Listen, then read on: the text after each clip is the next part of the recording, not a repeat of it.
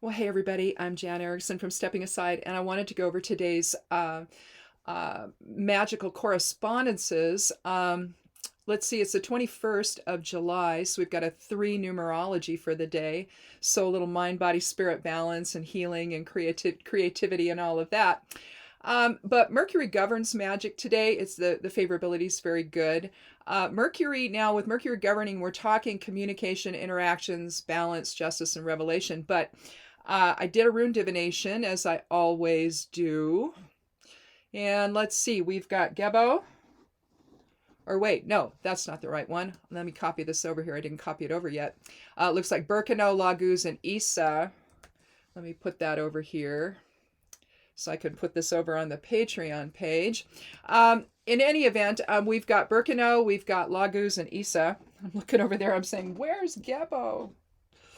Well, it's right here. So we've got Birkenau, which is the Earth Mother rune. As far as I'm concerned, it's about healing and fertility and family and protection and all of that. Also, it's about, but it's also about bringing projects to fruition or new beginnings. And so, you know, when you have a pregnancy, the childbirth would be bringing the project to fruition. But this can also have something to do with the workplace as well. So just know that. Here we have Laguz, which is flow. It's intuition. And then we have Isa, the Norn rune for the static realm or the present moment. And this is will contraction. It's also bringing something to conclusion, getting it to stop, something like that. So let's see. So one thing, also Laguz describes flow and intuition as well as emotional balance and harmony. Let's see. Isa represents consciousness and focus, functions as this is what I wanted to say, the act of becoming. That's another. Nathis then will then take it into and manifest it into reality. So Hagalaz breaks things down. Isa is the act of becoming, and Nathis is the rune of the future, and so it's going to do the manifestation. So that's how the Norn runes relate to one another in the Elder Futhark. So it appears that either a new path or project could either be forming today or it could be coming to its conclusion. In addition, it could also be that a difficult situation has caused much chaos in your life. It also may be coming to an end. Some things may be resolving here today or over the next few days. And so that was actually the aspect that sort of caught my attention in terms of what we can do as far as magic goes with Mercury governing and all. So what I've said here is if the runes are correct and a difficult situation is coming to an end, it might need some assistance with revelation and truth. Work a spell to bring a greater level of sensitivity to interactions, as well as a focus on truth, especially if some of this has to do with any conspiracy stuff that's going on. People have been captured. And I'm serious about this. Their psyches have been captured by something that was essentially a psychological operation to get the former guy elected and to keep him there. That's what this was. People were lied to, they were duped, they were manipulated on a level that is so deep-seated that it's difficult for them to let go and see the actual truth in front of them now.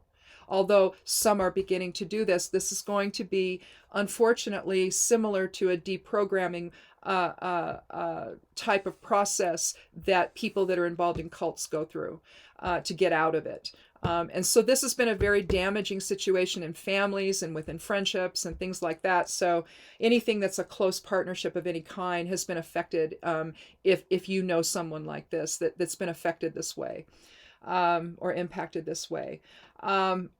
So what I want you to do today, though, this is going to be a spell where we're going to be blowing herbs to the different directions. And so obviously you're either going to want to be outside for the whole thing if you've got an outside space you can work in that's private, or if you want to, when you're ready to do that, take it outside and do that. Okay. But basically you're going to be within a circle technically when you're doing all of this, but you know, if you need to modify it, that's fine. You know, it doesn't matter. Your circle really is what surrounds you. So if you need to walk outside, that's fine. Don't worry about it. You don't need to cut a door. You don't need to do any of that. You can just decide that your circle takes place all around your property or something. You can do it that way, and then you can work anywhere within that. But anyway, you want to also establish the four quarters or directions. Now, some traditions want you to begin in the north. Some traditions want you to begin in the east. Some in the south. So whichever works for you. We're going to begin the blowing of the herbs process at the east. So just know that. Let's see, burn some benzoin on a piece of ritual charcoal in a small cauldron to dispel conflict and anger, as well as to keep interactions focused. A piece of star anise to increase luck. Now, I get mine in bulk, so I get, a whole bunch of them. I like to choose the ones that are the prettiest, and you can see these still have the seeds in each petal. But this smells like licorice. And it just makes my room smell so cool. But anyway, put that on the altar to keep interactions focused and to dispel conflict and anger, or rather, that's the benzoin. The star anise is to increase luck, and it's also to bring some peace as well. It tends to relax things. It doesn't stimulate things. It tends to relax things. Let's see, where am I at in this? Okay, add frankincense on the cauldron or as in stick form, if that's all you have. To improve self-control and keep the ego in check, add emerald to the altar to increase love, fluorite to heal, and citrine to revitalize relationships. Also improves communication. Citrine, any of these things are air element stuff, so they can substitute. These are just the main primary focuses that I see them as. But it doesn't mean that it can't branch out, because they are air crystals, air-oriented crystals. So now you're going to want to grind together marjoram, which removes negativity, bergamot, and include the flower if you want to increase power and remove interference, lavender flowers to increase peace and healing, and hyssop, which cleanses and purifies. One of the best for doing, you can burn hyssop and then run your ritual tools through it to purify and cleanse them. That's one use of it. You can make a ritual bath with hyssop. Hyssop's just a really good cleansing type of an herb. But you grind together all of that using a mortar and pestle as you focus on the outcome of your working. If you want to use a chant, use that during the time that you're doing your grinding of the herbs together. You're bringing all of these energies together, and then you're going to blow them in the four directions. So when the herbs are well grounded together, again, if you're already outside, you're ready to go. If not, take your mortar and pestle outside. Take a quarter of it in your left hand and begin at the east, or wherever you want. But I'm going to begin in the east, and I'm going to blow it to that direction. Okay? And then I'm going to move to the south and do the same. Take another quarter of it. Basically, you're dividing it into fourths so that you have enough to do in all directions. And then you're going to go from the south, you're going to do it to the west, and then you're going to end at the north. Now, again, if you are of the Norse traditions, you may want to start in the north and move, Deosil around the circle, all right? Or around the directions, basically, the four directions. Some places, now some traditions use south, and I begin in the south, and I don't know if those are folks that do that live in the southern hemisphere. It seems like there's a hemispherical reason for some of this, but I don't remember. But if you're one of those people, you know who you are. So, do in other words, modify this the way you want to modify it. Whatever works for you. This is just an idea. But the idea is that if we're able to heal those divisions with people that are struggling, they don't even understand they're struggling, but with all this nonsense, for them to wake up, they need a soft place to land. Do you understand? And so I think that each one of us can be that soft place to land for these folks as they're coming to their senses, as they're coming out of this whole fog of conspiracy nonsense that was literally decided on by, I don't know how big the group of people were, but it feels like a group. It feels to me like it's more than one. I've tried remote viewing it. I can't get any other than I get pieces. So that tells me that there's a lot of people involved. Well, maybe not a lot, but a sizable handful, because they need people around to be able to come up with all of this nonsense. They need people to write it. They need people to infiltrate what people are thinking, and then pulling out what they can to affect them in a way that gets them to believe things that are just outrageous. I mean, literally just outrageous. And again, they need a soft place to land. And I think that the runes have been suggesting this for a while.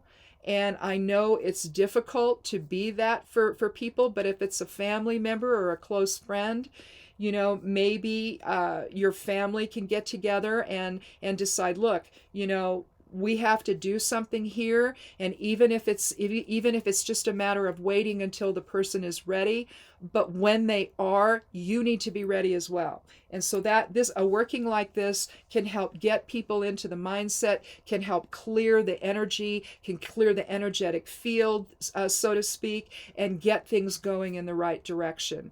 But just be ready to be that soft place to land for somebody else if you can. Now, you may not be able to. Maybe violence was involved, because with some of these folks, they get violent. So maybe that's going to just be a bridge too far for you. But if it's not, then I suggest doing so. And if not, then the working can awaken that in others, perhaps. So it just depends on how you want to present the working to the universe. So if I were you, and what I would do is I would include the option of the individual themselves being unable, and then cast this to the collective consciousness, so that those people that are able to do this for others can do that.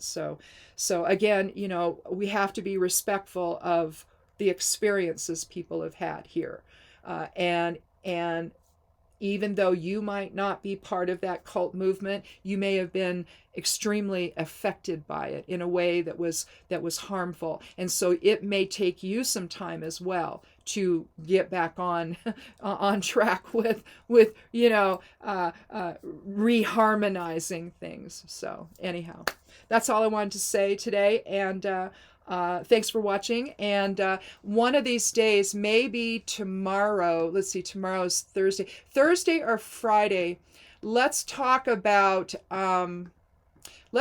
everything that's in retrograde. Because, I mean, we have, let's see, Jupiter, Neptune, Juno. Juno's leaving in 12 days, goes direct in 12 days, but still, partnerships are an issue. Certainly. Saturn, Pluto, Pallas, Chiron, Eris is stationing retrograde yesterday and today, so by tomorrow it'll be fully in retrograde. That's an interesting planet to look at. That's about female inner power and balancing the masculine and feminine within, so that we can assert ourselves. We've been so oppressed for so long, and Eris is a really positive influence on how we manifest that out in our own inner female power out in the world. So anyway, that's an interesting one to look at. So let's plan to talk about that either Thursday or Friday of this week. We'll just see how tomorrow goes. If it looks like I've got something more interesting, then we'll talk about that. But if not, then we'll do it on Friday. Let's sort of review what retrograde, how we can work with that, and how that can bring a different focus to the magic we work. So anyhow, thanks for watching. We'll talk again soon. Be good to yourself, be good to one another, and blessed be.